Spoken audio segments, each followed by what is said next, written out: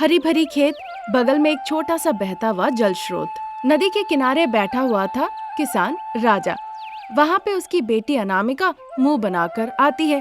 बेटी को इस हालत में देखकर राजा परेशान हो जाता है। पिताजी, आपका दामाद तलाक मांग रहे हैं, मैं अब क्या करूं? क्या मुझे उन्हें तलाक दे देना चाहिए? तुम क्या कह रही हो बेटा? दामाद ऐसे तलाक क्यों मांग रहे हैं? जो कंपनी उन्होंने शुरू किया था वो चल नहीं रहा है, वो दिवाला हो गए हैं। 25 लाख की घाटा हो चुकी है उनकी। जिन्होंने पैसे लगाए थे वो चुप नहीं बैठे हैं, उन्हें दिन रात फोन करके उन्हें मारने की धमकी दे रहे हैं। अगर आप 25 लाख रुपए दे सकते हैं तो ठीक है, नहीं तो वो डिवोर्स मांग रहे हैं। उसके बाद वो किसी अमीर लड़की से शादी करके अपनी सारी समस्या खत्म करना चाहते हैं। हे ईश्वर, हे देवी माँ, मेरी बेटी की कीमत अब 25 लाख रुपए। अब मैं क्या करूं? बताइए पिताजी, क्या मुझे अपने पति को तलाक दे देना चाहिए? हे देवी लक्ष्मी, इन शब्दों को सुनने के लिए जिंदा हूँ। मैं दामाद के बिना बेटी को ऐसे नहीं देख सकता। माँ, मैं बहुत दिनों से तुम्हारी पूजा कर रहा हूँ। मैंने कभी कुछ नहीं मांगा। अब आपकी जिम्मेदारी है मेरी बेटी की जिंदगी को बचाने की। हे लक्ष्मी माँ, रक्षा करो। इस तरह से वो कहता है और खेत के पास जो कीटनाशक रखा रहता है वो पी लेता है। जैसे ही वो कीटनाशक पीता है, उसके मुंह से झाग की लहर निकलने लगती है। पिताजी! इतना कहकर वो घबराते हुए अपने बिस्तर पे ही बैठ गई। वो चारों तरफ देखी।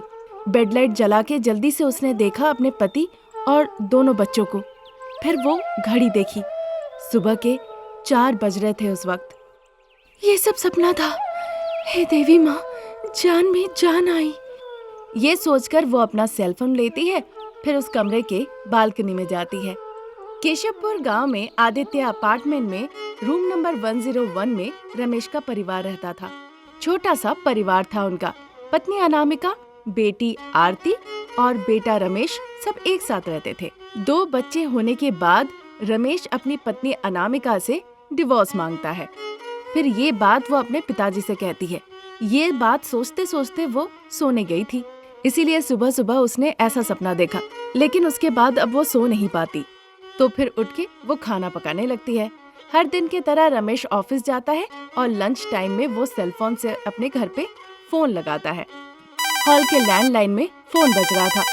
अनामिका फोन उठाती है। हेलो। हाँ अनु। कभी यही शब्द कितने प्यार से बुलाते थे, सुन के दिल खुश हो जाता था। ऐसा लगता था मानो मेरे पंख लग गए हो। पर अब इसमें घृणा है, इसीलिए दिल दुखी हो जाता है। पता नहीं किस वक्त जिंदगी में क्या बदलाव आ जाए, इसीलिए मत बुलाओ। ठीक है, नहीं कहूँगा, पर जिस बारे में कहा था उस बारे में तुमने सोचा? चाहे मेरी जिंदगी क्यों ना चली जाए, पर पैसों के लिए मैं अपने पिताजी को परेशान बिल्कुल नहीं करूँगी। और मैं कभी आपको तलाक भी नहीं दूंगी। बाकी आपकी मर्जी, जो आपको मन में आए, जिस तरह से मन में आए आप कर लीजिए। ठीक है, तुम मरने के लिए तुम तैयार रहो, मैं अभी आ रहा हूँ। ये भी बता दो कौन सी साड़ी पहन लूं? उसकी बातें सुन के रमेश गुस्से से फोन पटक देता है। फिर वो ऑफिस से निकल के आधे घंटे के अंदर घर पहुंच जाता है। अनामिका हॉल में रेडी होके तैयार थी। उसे देखकर रमेश का गुस्सा और तेज हो जाता है। मरने के लिए तुम बहुत उत्सुक हो? हाँ, तुम तो मुझे मारना ही चाहते हो ना। गाड़ी में बैठो। ये कहकर रमेश कार की तरफ जाता है। अनामिका भी पीछे पीछे रमेश के कार में जाकर बैठ जाती है। रमेश बहुत तेजी से गाड़ी चला रहा था। अनामिका बिना कुछ कहे चुपचाप गाड़ी में बैठी हुई थी। गाड़ी बहुत तेज चल रही थी। थोड़ी दूर जाने के बाद, बाय अनामिका, इस गाड़ी की ब्रेक नहीं है, हो सकता है एक्सीडेंट हो जाए। ऐसा कहकर बहुत चालाकी से वो गाड़ी से नीचे उतर जाता है। रोड पे गाड़ी बहुत तेज चल रही थी। गाड़ी के अंदर अनामिका समझ जाती है कि अब मौत नहीं रुक सकती है। मन को शांत करके वो अपनी आंखें बंद कर लेती है। रमेश जो गाड़ी से कूद गया था, वो कूद के हंसने लगता है। अचानक से ये गाड़ी अब दूसरी एक गाड़ी को ठोकर मारने ही जा रही थी।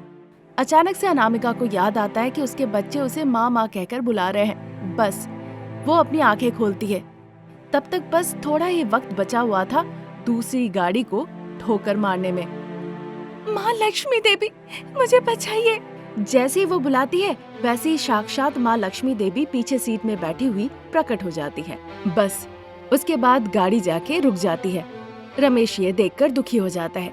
माँ देवी लक्ष्मी अनामिका को लेके रास्ते में रमेश के तरफ आगे बढ़ के आ रही थी। पूरा रास्ता फूलों से सज जाता है। माँ लक्ष्मी देवी अनामिका को लेकर रमेश के पास जाती है। अपनी परम भक्त को बचाने के लिए आप आई है देवी माँ। ये तो गलत है ना बेटा, मेरी बेटी अनामिका की जिंदगी कीमती है। तुम्हारा प्यार तुम्हारी जिंदगी से कीमती है और अब तुम्हें उसकी जरूरत नहीं, पर मेरे लिए मेरी बेटी कभी भी बोझ नहीं है। लक्ष्मी देवी की ऐसी बातें सुन के रमेश को उसके साथ बिताए हुए सारे अच्छे अच्छे पल याद आने लगते हैं। पहली बार एक पार्क में अनामिका को गुलाब का फूल देकर उसने शादी के लिए प्रपोज किया था। फिर उसने अनामिका से शादी की और खुशी खुशी जीवन भी बिताया। जब अनामिका गर्भवती थी तो हमेशा उसके साथ रहता था। उसका हाथ अपने हाथों में रख के वो हमेशा उसे साहस देता था। सिर्फ उतना ही नहीं, उसके साथ बिताए हुए हर एक अच्छे पल उसे याद आने लगे। अनामिका के साथ उसका बंधन उसे महसूस होने लगा। जब ये सारी बातें याद आने लगती है तो अनामिका को देखकर बच्चों की तरह रोने लगता है। उसे देखकर अनामिका भी बेचैन हो जाती है। लक्ष्मी देवी को छोड़ के अनामिका अपने पति के पास भागते हुए जाती है और उसके आंसू पोंछने लगती है। रमेश उसे पकड़ लेता है और बहुत दुखी होता है। माफ करना अनामिका, तुम मेरी जिंदगी हो, तुम सब कुछ हो। मैं पैसों में फंसकर परेशान हो गया था, समझ नहीं आ रहा था मैं क्या करूं, इसलिए सारा गुस्सा तुम पे उतारता था। तुम साथ हो तो मैं कुछ भी कर सकता हूँ, तुम साथ हो तो मैं दुनिया जीत सकता हूँ। अनामिका रमेश को पकड़ के माँ देवी लक्ष्मी के पास आती है और दोनों उन्हें प्रणाम करते हैं। माँ लक्ष्मी, आखिरी पलों में आपने मेरी आंखें खोल दी आज, और मेरे पत्नी के साथ ये रिश्ता आपने तोड़ने नहीं दिया। अब से हमेशा मैं आपका नाम लूंगा, आपकी पूजा करूंगा और अपनी पत्नी को कभी नहीं अलग करूंगा। अब हम चलते हैं माँ, अपनी समस्या से मैं लड़ूंगा और विजयी होऊंगा। ऐसा कह के वो अनामिका को लेके वहाँ से जाने लगता है। फिर देवी लक्ष्मी उन्हें बुलाती है। सोने के सिक्कों से भरा हुआ एक हंडी वो रमेश को देती है। रमेश बहुत खुश होकर देवी लक्ष्मी को नमन करता है। इन पैसों से अपनी सारी समस्या का समाधान करो और भविष्य में खुश रहो। ऐसा कह के माँ लक्ष्मी वहाँ से अदृश्य हो जाती है। फिर बहुत ही प्यार से अनामिका का हाथ पकड़ के वहाँ से वो चला जाता है और खुशी खुशी जीवन बिताने लगता है। एक गांव में शारदा और अनामिका सास बहू रहा करती थी। मेन रोड के पास ही उनका एक छोटा सा होटल था, जिसके पैसे से वो अपनी जीविका चलाया करती थी। दिन गुजर रहे थे, पर सास बहू का ये होटल बहुत ही धीमा चल रहा था, जिस वजह से शारदा का दिल खुश नहीं था और मनी मन वो दुखी थी। पर बहू रानी अनामिका हमेशा सोचते रहती थी कैसे मेहनत करे ताकि इस होटल को और भी बेहतरीन बनाया जा सके। अरे बहू, क्या हो गया?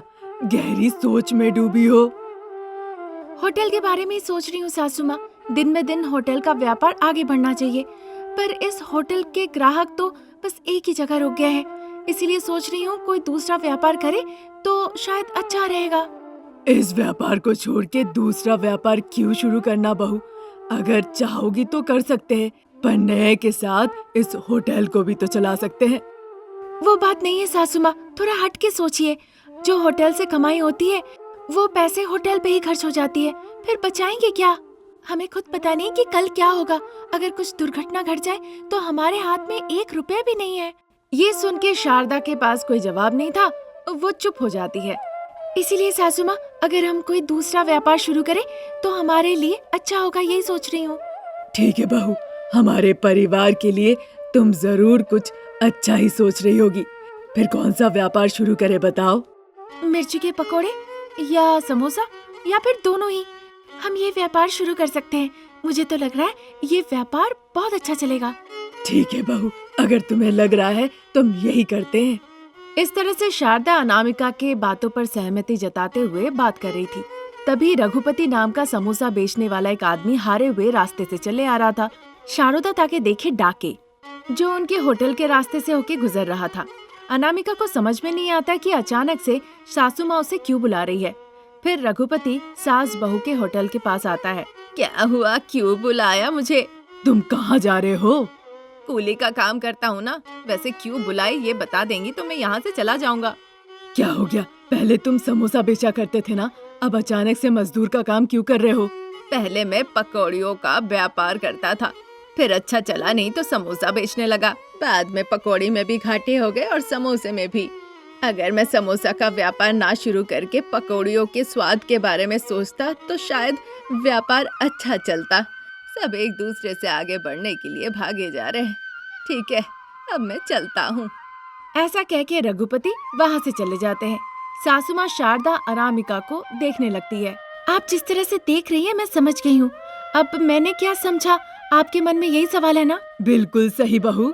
उसमें क्या है, पुराना व्यापार मत करो, नया व्यापार को ही ठीक करो, है कि नहीं? हाँ बहू, तुमने बिल्कुल सही समझा। पर तुम जो सोच रही हो वो जरूर हमारे होटल के बढ़ोतरी के लिए ही होगा, है कि नहीं? हाँ सासू माँ, पर आपने जो पकवाने के ऊपर ढक्कन लगा रखा है उसके बदले कपड़ा डाल दीजिए। ठीक है बहू, अभी कर देती हूँ।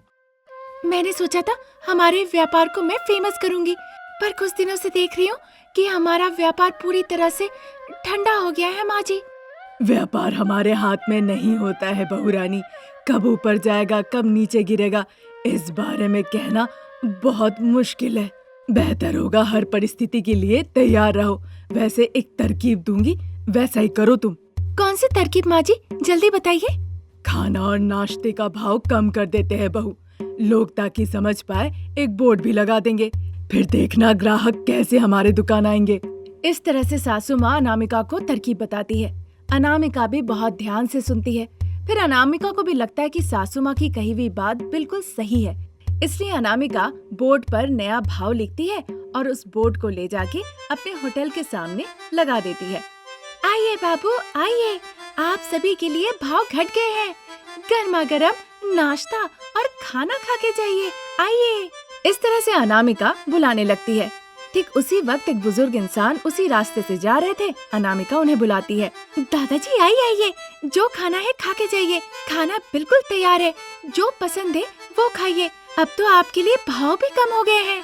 घर पे भी वही खाना, तुम्हारे सास बहू के दुकान में भी वही खाना। मैं ये सब खा के थक गया हूँ, मुझे नहीं खाना। ऐसा कह के वो चले जाते हैं। बेचारी सास बहू को समझ में नहीं आता है कि अब वो क्या करे। सारा पकाया हुआ पकवान बच गए। उनको लेके क्या करे ये सोच ही रही थी कि अचानक से अनामिका की नजर एक पुराने अखबार के डांस कंपटीशन के एडवर्टीजमेंट पे पड़ती है। उस अखबार को पढ़ के अनामिका के दिमाग में एक तरकीब सूझती है। इस डांस कॉन्टेस्ट में अगर हमने थाली कॉन्टेस्ट किया तो मैं देखना चाहती हूँ कि इस तरह की चीजें काम करता है भी कि नहीं। ये परिकल्पना वो अपनी सासू माँ को बताती है तो सासू माँ भी तैयार हो जाती है। उसके बाद अनामिका जाके आसपास के इलाके में थाली कॉन्टेस्ट के बारे में घोषणा करती है, जिस वजह से सभी लोग एक एक करके होटल पहुंचने लगते हैं।